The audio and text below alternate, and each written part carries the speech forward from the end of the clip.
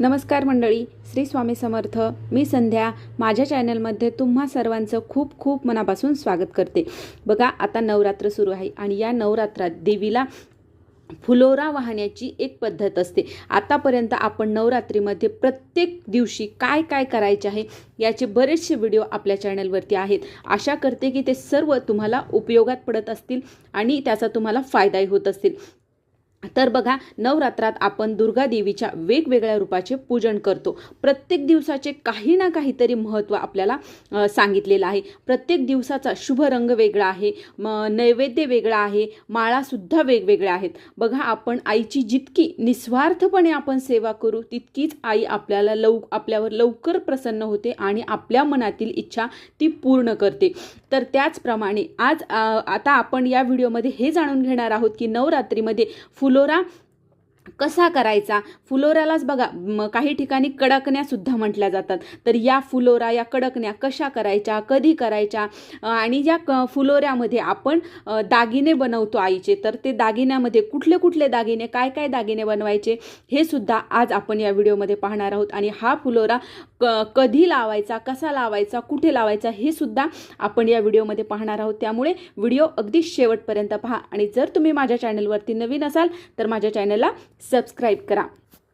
तर बघा, आपल्या कुलदेवीला प्रसन्न करण्यासाठी आपल्याला 5व्या किंवा 7व्या किंवा 8व्या 9व्या माळीला आपला फुलोरा केला जातो. तर या फुलोऱ्याला खूप महत्त्व आहे. तर या दिवशी आपल्याला यापैकी कुठल्याही दिवशी तुम्ही फुलोरा करू शकता. बघा, या फुलोऱ्याचा नैवेद्य आई भवानीला, आई भगवतीला दाखवला जातो. काही ठिकाणी बघा याला कडकण्या सुद्धा म्हणतात, काही ठिकाणी फुलोरा सुद्धा म्हणतात. प्रत्येक ठिकाणी आपापली प्रथा असते, आपापला कुलधर्म असतो. भाग बदलला की प्रथा बदलते. तर जे तुमच्याकडे म्हणत असतील ते तुम्ही मानून घ्या. तर हा फुलोरा, आमच्याकडे याला फुलोराच म्हणतात. तर हा फुलोरा आपल्याला कशाने बनवायचा आहे तर बघा, हा फुलोरा कशापासून, गव्हाच्या पिठापासून बनवतात. त्यामध्ये थोडीशी हळद आणि मीठ टाकून बनवतात. आता हा फुलोरा आपल्याला काही ठिकाणी बघा गोड बनवतात, तर काही ठिकाणी मीठ टाकतात आणि काही ठिकाणी या पुऱ्या ज्या आपण फुलोरा बनवणार आहोत त्यामध्ये मीठ न टाकतात ते गूळ टाकतात. काही ठिकाणी असं म्हटलं जातं की देवीचा जो नैवेद्य दाखवायचा आहे तर त्या नैवेद्यामध्ये मिठाचा वापर करू नये असं म्हटलं जातं, म्हणून ते गूळ टाकतात.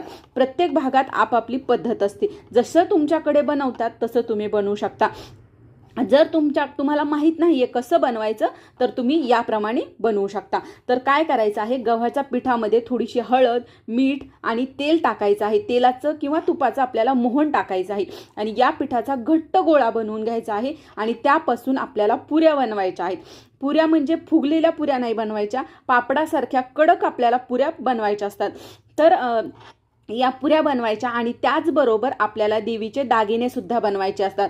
आता यामध्ये कोणकोणचे दागिने बनवायचे तर यामध्ये आपण देवीला जोडवी बनवू शकतो, वेणी, कुंकुवाचे बगवे, ज्याला करंडे म्हणतो, छोटे छोटे 2 करंडे बनवायचे, एक हळदीचं आणि एक कुंकुवाचं, असे 2 करंडे बनवायचे. त्यानंतर वेणी बनवायची, नंतर फणी म्हणजे आपण ज्याला कंगवा म्हणतो, पहिले फणी म्हणायचे. वेणी, फणी, पान, विड्याचं जे पान असतं त्या प्रकारे शेपमध्ये आपल्याला बनवायचं आहे. या व्यतिरिक्त जे तुम्हाला बनवता येतील ते दागिने सुद्धा तुम्ही देवी आईला बनवू शकता. व हे सर्व साहित्य आपल्याला तेलामध्ये तळून घ्यायचं आहे. आणि सप्तमीला किंवा अष्टमी, नवमी ज्या दिवशी तुम्हाला शक्य होईल त्या दिवशी हे जे सर्व साहित्य आहे हे आपल्याला माळेसारखं आपल्याला दोऱ्यात ओवून घ्यायचं आहे आणि घटाच्या वरती जिथे आपण माळ लावतो दररोज तिथे आपल्याला हे म्हणजे बांधून द्यायचं आहे.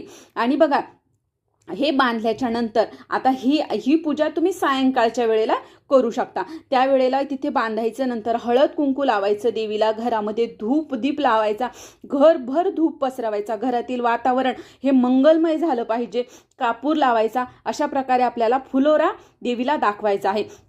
आणि बघा, आता या फुलोऱ्यामध्ये आपण देवीला किती पुऱ्या तर बघा, पुऱ्या तुम्ही 5 घेऊ शकता किंवा 7 घेऊ शकता, कधी कुठे 9 सुद्धा घेतात. ज्याप्रमाणे तुमच्याकडे केलं जातं त्याप्रमाणे करा. आणि जर तुम्हाला माहीत नसेल तर 9 घ्या, कारण 9 दिवसाच्या 9 पुऱ्या असं म्हटलं जातं, म्हणून 9 पुऱ्या तुम्ही बांधायच्या आहेत. आणि हे सर्व दागिने सुद्धा त्या दोरीमध्येच ओवून घ्यायचे आणि तिथे आपल्याला बांधायचे आहेत. आणि जर तुम्हाला शक्य झालं तर याच्यातल्या 5 पुऱ्या तुम्ही जर एखाद्या मंदिरामध्ये सुद्धा तुम्ही हा फुलोरा देऊ शकता. आता बघा, जो आपण घरी लावलेला जो फुलोरा आहे, आता तो कधी काढायचा, तर बघा आता जर समजा आपण सप्तमीच्या संध्याकाळी आपण हा फुलोरा देवी आईला नैवेद्य म्हणून, हा फुलोरा नैवेद्य असतो देवी आईला दाखवायचा, तर हा नैवेद्य म्हणून आपण लावलेला आहे. तर 7व्या माळीला तुम्ही लावला तर रात्री, समजा तुम्ही सायंकाळच्या वेळेला लावला तर रात्री झोपेपर्यंत ठेवा, नंतर काढून तो डब्यामध्ये ठेवा. 2 पुऱ्या तिथेच बांधलेल्या राहू द्या, दागिनेही तिथेच राहू द्या. बाकीच्या जे एक्स्ट्रा आहेत त्या तुम्ही काढून डब्यामध्ये ठेवून द्या. कारण काय होतं ना, चिलटं वगैरे होतात, त्याच्यावर बसतात आणि मग ते खाण्यायोग्य राहत नाही म्हणून. आणि जो देवीचा प्रसाद असतो म्हणून तो खायचाच असतो, म्हणून आपण त्या काढून घेऊन तुम्ही डब्यामध्ये सुद्धा ठेवू शकता. आणि बघा, याचा नंतर त्याचा उपयोग कधी करायचा, ज्या वेळेस आपण घट हलवतो आणि आपण तळी भरतो, अगोदर तळी भरतो आणि नंतर घट हलवतो, तर त्या तळी भरायच्या वेळेस जे पुरुष मंडळी आपल्या घरी येतात त्यांना प्रसाद म्हणून त्या कडकण्या, त्या फुलोऱ्याच्या ज्या पुऱ्या असतात त्या आपल्याला त्यांना प्रसाद म्हणून नारळासोबत त्या सुद्धा द्यायच्या असतात. तर आणि जे दागिने आहेत ते दागिने तुम्हाला घरातील जी कुलस्त्री आहे तिनेच खायचे असतात, ते दागिने बाहेर द्यायचे नसतात असं म्हटलं जातं.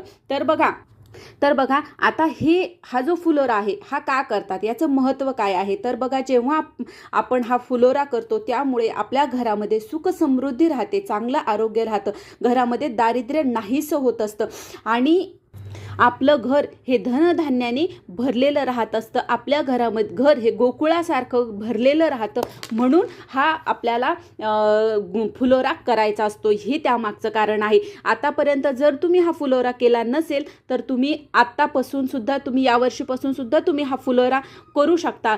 हे बघा, ह्यामध्ये कुठल्याही प्रकारची प्रथा वगैरे काही नाही आहे, हा एक नैवेद्य आहे, देवी आईची पूजा आहे ही, आणि देवी आईला आपण नैवेद्य तर दाखवतच असतो, त्याप्रमाणे तुम्ही हा नैवेद्य म्हणून सुद्धा तुम्ही देवी आईला दाखवू शकता. बरेच जण हा नवस करतात की माझ्या घरामध्ये, बघा काही ठिकाणी जर संतान प्राप्ती होत नसेल तर ते सुद्धा नवस करतात की मी इतके वर्ष हा फुलोरा तुझ्या चरणी वाहील, माझ्या घरात म्हणजे मुलगा किंवा मुलगी काय जे असेल ते माझ्या घरामध्ये होऊ दे, असा नवस सुद्धा केला जातो. आणि त्यामुळे आपलं घर हे सुख समृद्धीने धनधान्याने भरलेलं राहावं, घर हे गोकुळासारखं भरलेलं राहावं म्हणून हा फुलोरा केला जातो. त्यामुळे सर्वांनी हा फुलोरा करा. तर ही फुलोरा कसा करायचा, काय करायचा, हे सर्व मला तुमच्यापर्यंत पोहोचवायचं होतं. ही छोटीशी माहिती होती जी मला तुमच्यापर्यंत पोहोचवायची होती. तर कसा वाटला व्हिडिओ मला नक्की कमेंट करून सांगा. आणि जर हा व्हिडिओ आवडला असेल तर व्हिडिओला लाईक करा, जास्तीत जास्त लोकांपर्यंत हा व्हिडिओ शेअर करा आणि माझ्या चॅनलला सबस्क्राईब करा. श्री स्वामी समर्थ.